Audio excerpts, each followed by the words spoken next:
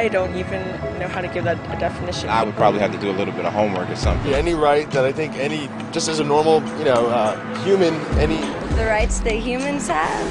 Oh, that's a very large debate. Tú le puedes preguntar a 20 personas y te van a dar 20 diferentes opiniones. Non saprei, è una domanda complicatissima. Yes, we just take them for granted that they're there, but we don't even consider what they are.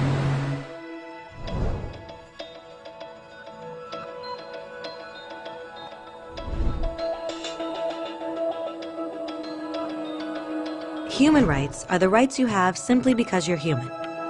It's how you instinctively expect and deserve to be treated as a person, like the right to live freely, to speak your mind, and to be treated as an equal.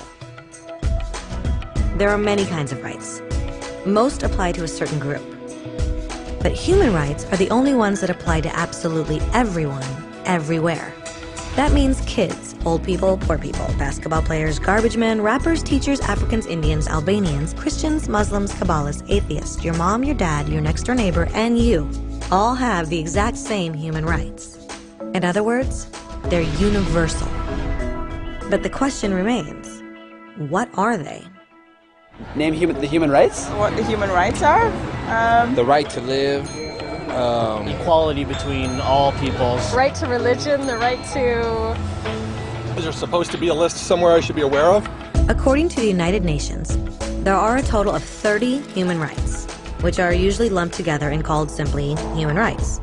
They're all listed out in the Universal Declaration of Human Rights, which is the world's most widely accepted document on the subject. But it was a long time in coming. At first, there were no human rights. If you were in with the right crowd, you were safe. If you weren't, well, you weren't. But then a guy named Cyrus the Great decided to change all that. After conquering Babylon, he did something completely revolutionary. He announced that all slaves were free to go. He also said people had the freedom to choose their religion, no matter what crowd they were a part of. They documented his words on a clay tablet known as the Cyrus Cylinder. And just like that, human rights were born. The idea spread quickly to Greece, to India, and eventually to Rome. They noticed that people naturally followed certain laws, even if they weren't told to. They called this natural law, but it kept getting trampled on by those in power. Not until 1,000 years later in England did they finally get a king to agree that no one can overrule the rights of the people, not even a king.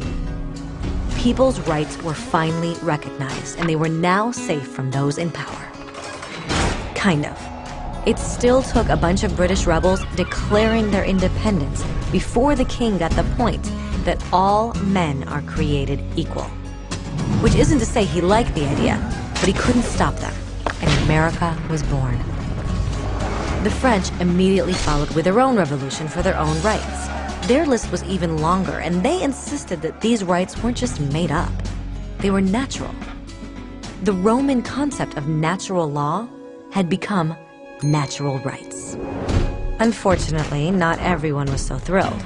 In France, a general named Napoleon decided to overthrow the new French democracy and crown himself emperor of the world. He almost succeeded, but the countries of Europe joined forces and defeated him. Human rights was again a hot topic.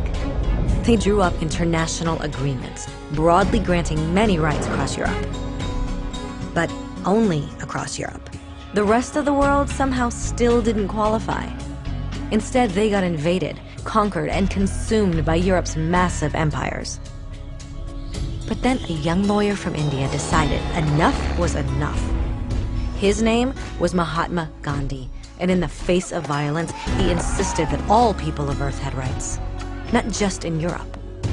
Eventually, even Europeans started to agree. But it wasn't going to be that easy. 2 world wars erupted. Hitler exterminated half the Jewish population of Earth in horrifying Nazi death camps. And all told, 90 million people died. Never had human rights been so terrifyingly close to extinction. And never had the world been more desperate for change. So the countries of Earth banded together and formed the United Nations. Their basic purpose was to reaffirm faith in fundamental human rights, in the dignity and worth of the human person. But what were human rights? Were they the proclamations of Cyrus, the natural laws of Rome, the declarations of France? Everyone seemed to have a slightly different idea of what human rights should be. But under the supervision of Eleanor Roosevelt, they finally agreed on a set of rights that applied to absolutely everyone. The Universal Declaration of Human Rights. The French concept of natural rights had finally become human rights. So, in summary, at first, only a few lucky people had any rights, until one of those guys decided, hey, other people should have some rights too, which was great, except not everyone agreed. And it only took a few thousand years of fighting and declarations and more fighting until everyone finally agreed that human rights should apply to everyone. And they all lived happily ever after. Except for one little problem. If people have the right to food and shelter, why are 16,000 children dying of starvation every day? 1 every 5 seconds. If people have freedom of speech, why are thousands in prison for speaking their minds? If people have the right to education, why are over 1 billion adults unable to read? If slavery has truly been abolished, why are 27 million people still enslaved today? More than twice as many as in 1800. The fact is, when it was signed, the Universal Declaration of Human Rights did not have the force of law. It was optional. And despite many more documents, conventions, treaties, and laws, it's still little more than words on a page. So the question is, who will make those words a reality? I have a dream today. When Dr. King marched for racial equality, he was marching for rights that had been guaranteed by the United Nations for almost 2 decades. But still, he marched. When Nelson Mandela stood up for social justice in the 1990s, his country had already agreed to abolish such discrimination for almost 40 years. But still, he fought. Those who fight today against torture, poverty, and discrimination are not giants or superheroes.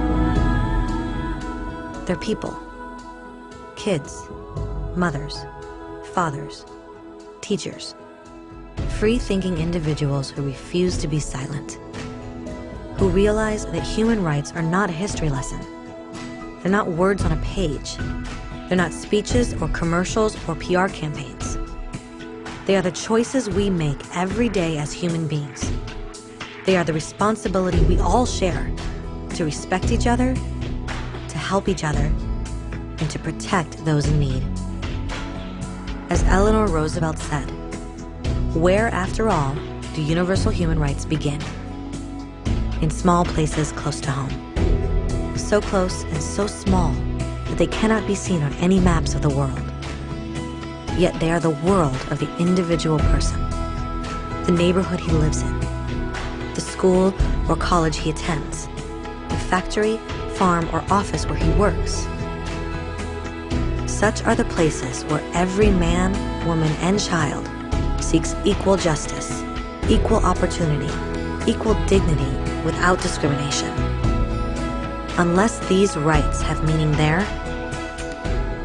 they have little meaning anywhere.